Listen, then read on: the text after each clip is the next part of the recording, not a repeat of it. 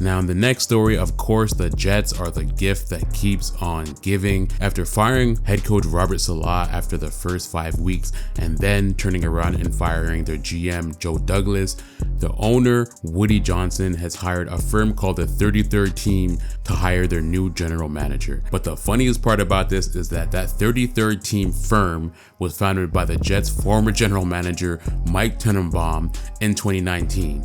And this is the former general manager that Woody also fired.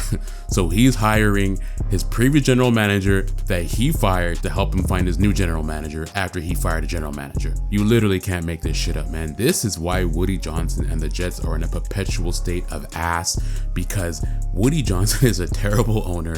This is why they're on a 13-year streak, because he just can't keep his hand out of the cookie jar, bruh. When you're a team owner, the best thing you can do is hire a great general manager who knows football and be hands off. That's all you need to do. You're a billionaire, you have all this money, let the money work for you.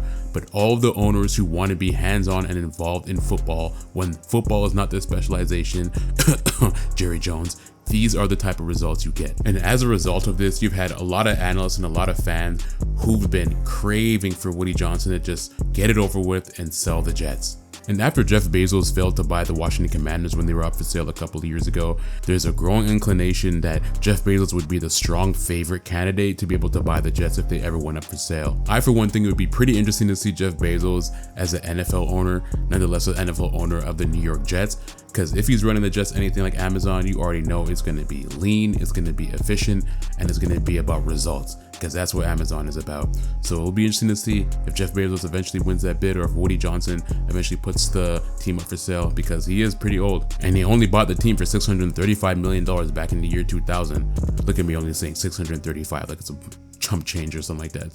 That's a lot of money. $635 million is a whole lot of money. Now, if the Jets owner did decide to sell the team, he would definitely make a pretty penny on it. The last NFL team for sale was sold in 2023. That was the Washington Commanders, which was sold to an investor group led by Josh Harris, and that sold for a whopping $6.05 billion, and that's in Washington.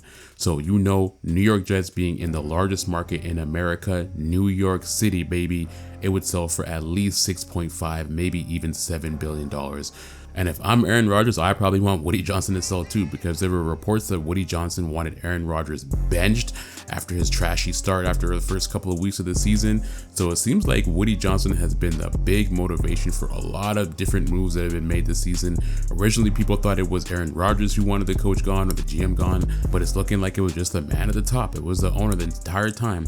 And Aaron Rodgers went on the Pat McAfee show just to address some of the rumors that were saying that Aaron Rodgers wouldn't be back with the Jets the next season, or Aaron Rodgers was benched, and he addressed this in this clip right here. As far as my future goes, I haven't told anybody in my life that I want to play in 2025 and not on the Jets. So that's 100% false. I actually said the opposite. You know, I said that I'm going to wait and see what happens with at the end of the season, and if they want me back, and what happens with Brick, and what happens with the offensive staff, and obviously the GM at the time, and you know, then they just fired Joe. There's a lot of things out of my control when it comes to that, but I've really enjoyed my time in New York. I mean, obviously we haven't had the success that we've all wanted to have, but you know, I've made some great friendships on the team. I've enjoyed living in Jersey. I've enjoyed time in the city. I've enjoyed getting to know the fans. And I came here to win here. So I'm not jumping off ship, you know, like, oh, I definitely want to play and not in New York. Like, I don't even know if I want to play yet, but New York would be my first option. Now, it's hard to know if Aaron Rodgers is being truthful or if he's high off ayahuasca or whatever the hell he takes, but he said that he doesn't even know if he wants to come back and play yet. So depending on how this season shapes up for the rest of the year, maybe he might return to the Jets, maybe he might not. Honestly, I highly doubt he's going to come back to the Jets, but it would be funny. Aaron Rodgers could really do the funniest thing ever and sign with the Minnesota Vikings. That would be hilarious.